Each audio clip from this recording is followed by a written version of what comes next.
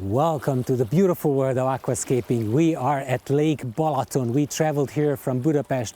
This is the biggest lake in Hungary, and today we are going to talk about a very interesting topic about the biology of freshwater, about algae. So stay with me. Perfect beach, water 23 degrees, but we're not here for that. We are here for this beautiful building. This is the Balaton Limnological Research Institute. This is very interesting scientific research take place. This is why we're here.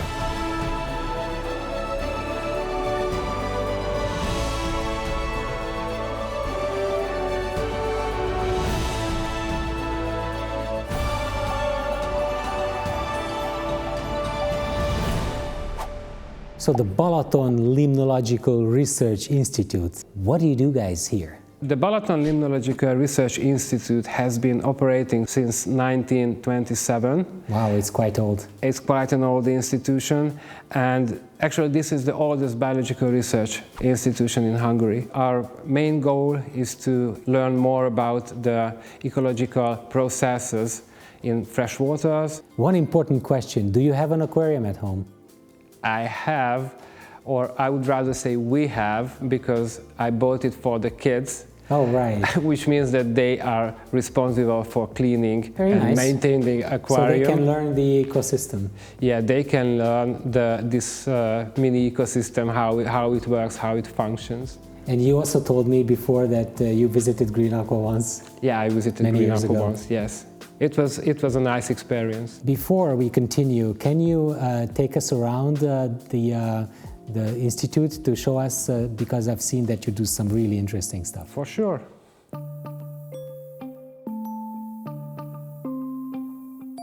The mesocosm is an experimental tool which is somewhere halfway between a real ecosystem and a laboratory experiment. One tank is one mesocosm which functions as a small ecosystem. How big is it? It's 5 cubic meters. My biggest question is that how did ALGAE come up with the idea to end up here in Hungary at the Balaton Limnological Research Institute? Well, 3 years ago we started a cooperation with the University of Debrecen for a new product which is called Cyanobacteria. We do a lot of research on our own because we have an own laboratory, but that's more, I would say, focused on algae. But here we're discussing cyanobacteria, which in many cases are thrown together in one pot, but that's definitely a different story. So we were looking for special experts on that topic. We are dealing with animals in water, we're dealing with plants in the water, and you have to be 100% sure that you do not harm your environment, and therefore a scientific approach is always preferred. We are at the University of Debrecen, more precisely the Department of Botany, with the head of the department, Gábor. And we have a very interesting topic to talk about today, obviously algae. More precisely, algae toxins, because he has a PhD in that. Here in the department we have an algal room, algal laboratory. Actually, it is not just algal laboratory, Cyanobacteria laboratory. We are culturing the cyanobacteria and we are culturing the algae as well. And of course, we have another laboratory, the plants laboratory. We can cultivate not just the algae and the cyanobacteria, but also some aquatic plants, duckweeds also, and we can checking the effects of different aquatic pollutants.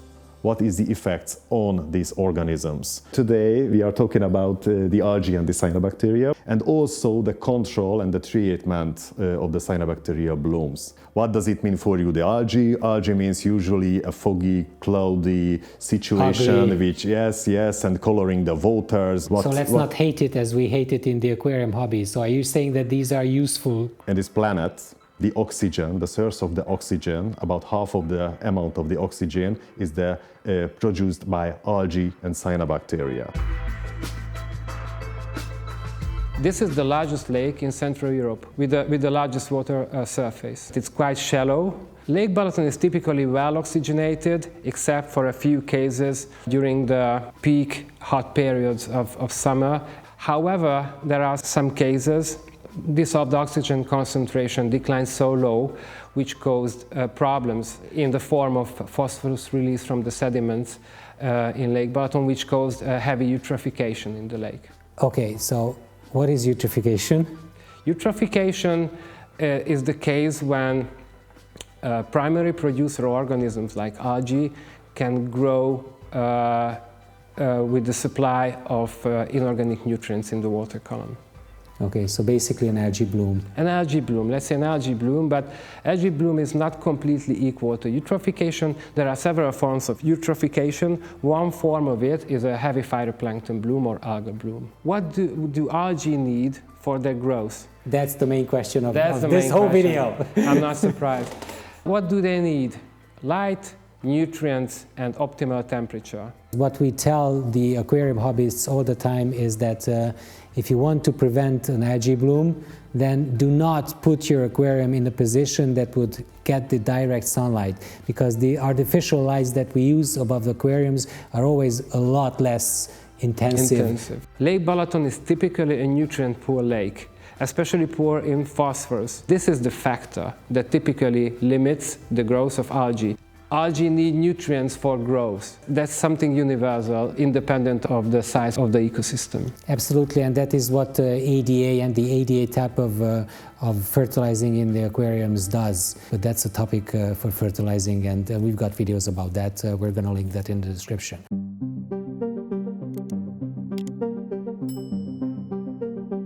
Why is the Cyanobacteria the evil? Well, because not all cyanobacteria are really deeply harmful to animals and human beings, but you see more and more harmful algae blooms related to blue-green algae. I understand that this new product, the CyanoClear, is in fact based on another older product of yours? Yeah, correct. So it is the same active ingredient we are using for other products, but it's always the way how you dose it, it's the way you apply it to a water body, so this is what changes. Can I use it in an aquarium? Yes, you can. It's a matter of dose. You can use it in ponds, you can use it in lakes. And, even in lakes? Yeah, even in lakes. We have even done tests at the Ganges River in India.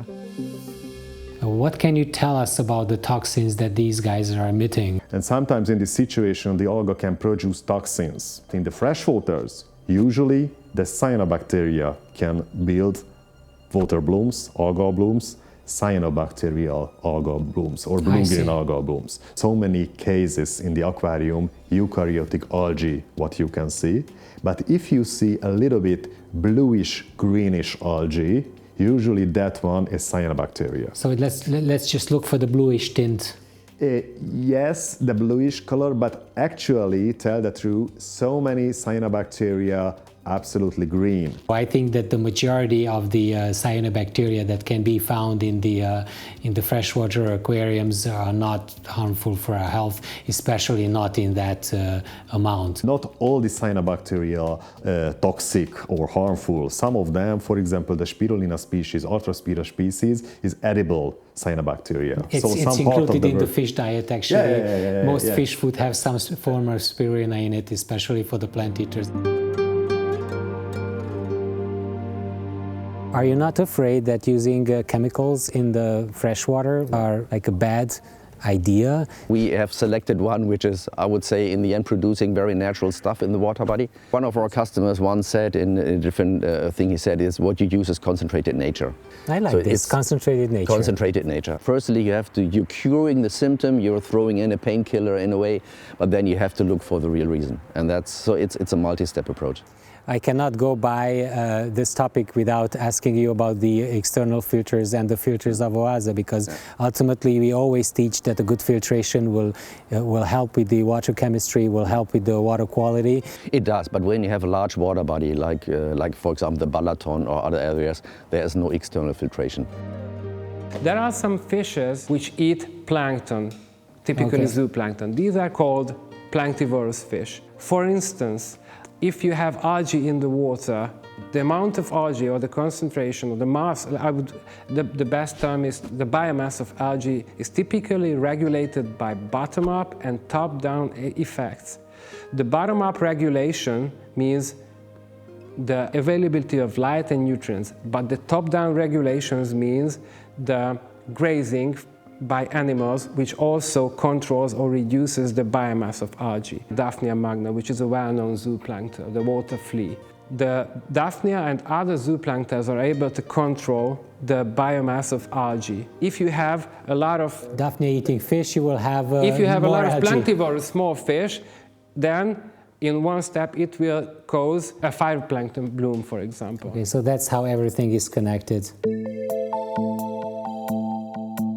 We found in the aquarium hobby, and we've been saying this for quite some time, that mostly the ammonia, the presence of a high amount of ammonia and some light, strong light, will cause the algae. Tell the truth, in the past, before the 20th century, it was quite rare we can see algal blooms. But it has changed the world about between the 20th century, when the human population used so many detergents, for example, artificial fertilizers also. And really important, this has a really high phosphate and nitrate content. And this phosphate and nitrate content were higher and higher in the surface freshwaters. Another one, just what you mentioned, the light. But there is another factor, unfortunately, about between the 20th century, the climate change, a little bit warmer and warmer water temperature. It is all of them together triggered the algae to making blooms. So because the temperature can be controlled in the mesocosms, and this is a very important feature of this mesocosm system, we have done a lot of experiments dealing with the effects of global climate change. And what did you come to? What conclusions did you come to? The conclusion, all the conclusions so far show that global warming projected by the climatologists for the next 100 years may cause very important changes, alterations in the species composition of planktonic communities. Well, I think that you guys do a really fantastic job here, and I wish you continue that, so that our future and our awareness of what's happening should be more important.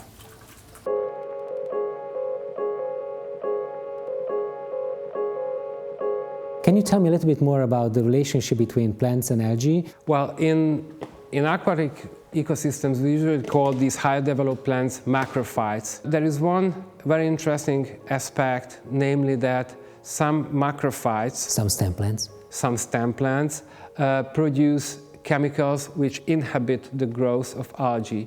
This is called allelopathy. Maybe some people know this term, which means an interaction between organisms which is harmful for the other. Not just the competition for nutrients, but the allelopathic interactions also could be important. Please explain to me how can we get rid of cyanobacteria if we're not using antibiotics, and how can we prevent cyanobacteria to appear?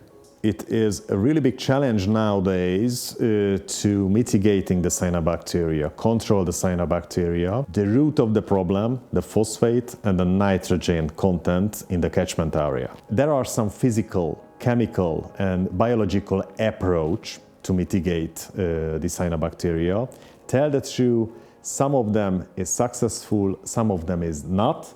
And tell the truth is always depending on which species caused the cyanobacteria blooms and what type of water and some other special hydrological conditions changing what we have to do. Seems to be the cyanobacteria so sensitive for the hydrogen peroxide. Not the top of the cyanobacteria bloom, just when it's starting, it's worth to try this kind of approach. Before you guys start to add any hydrogen peroxide bought from the local chemical store, I would discourage you, because the dosage of this is very important, and you need to really know how much you want to add, because if you add too much, you can kill the livestock, you can have huge problems in your tank, you can kill the bacteria. We are running an experiment right now aimed at exploring how the growth of cyanobacteria, or also known as blue-green algae, can be controlled or stopped in shallow freshwater lakes. Their common name is blue-green algae, but actually they are not algae, they are bacteria. We store fish in that basket, bleak, common bleak, which is a very typical fish in Lake Balaton, and in this basket we keep or maintain a culture of snails and mussels to see if they survive or if they are harmed or not by the presence of blue-green algae or the chemical substance that we applied in this treatment. I do not want to detail any preliminary results, but it seems that after the addition of that substance, the biomass of blue-green algae collapsed within 1 or 1.5 days.